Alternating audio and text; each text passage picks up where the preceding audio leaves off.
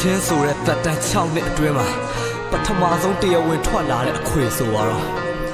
ဒီအခွေကိုအချိန်တော်တော်ကြာကြာစောင့်နေရတဲ့လူတွေရှိသလိုပဲထွက်မလာပါစေနဲ့ဆိုပြီးဖျားတဲ့ရှေ့မှာနေတိုင်းဆူတောင်းနေရတဲ့လူတွေလည်းအများကြီးပဲ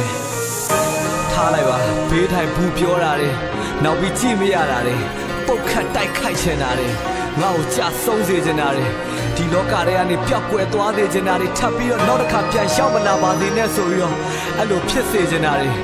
ငါနေတဲ့ဂီတလောကထဲမှာတယောက်စနှစ်ယောက်စတော့တေချာပေါက်ရှိနေတော့မှာပဲဘလို့ပဲဖြစ်ပါအေးအဲ့လိုလူမျိုးတွေကိုမျက်လုံးချင်းဆိုင်တဲကြည့်ပြီးမင်းပြစကားတွေငါမှပြေဝရှိတယ်ကိုလုံးသမျှကိုတိတ်ဟုတ်လာပြီးမင်းထင်နေလားကိုလုံးတဲ့ဂီတကိုတိတ်ပြီးလိမ့်ပြတုံလာပြီးလို့မင်းထင်နေလားအရာရာတိုင်းမှာဘတ်ပေါင်းစုံပြည့်စုံနေပြီလို့မင်းထင်နေလားမင်းဘယ် family ကဘာကောင်လဲဖြစ်နေမင်းမတော့ငါ့ကိုစိတ်ခေါ်ငါစရင်သွင်းမယ်မင်းထင်နေလားအေးနောက်ပြီးတော့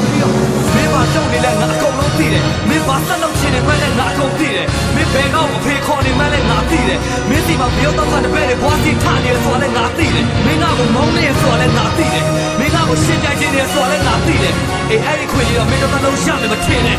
မင်းဘာမဟုတ်ဘူးဘယ်တော့ပါလိုက်ပါငါရဲ့ပြိုင်ဘက်ဖြစ်ပိုင်ခွင့်မရှိဘူးငါရဲ့ပြိုင်ဘက်အစ်စ်မှန်ဆိုတာငါကိုယ်တိုင်ပဲ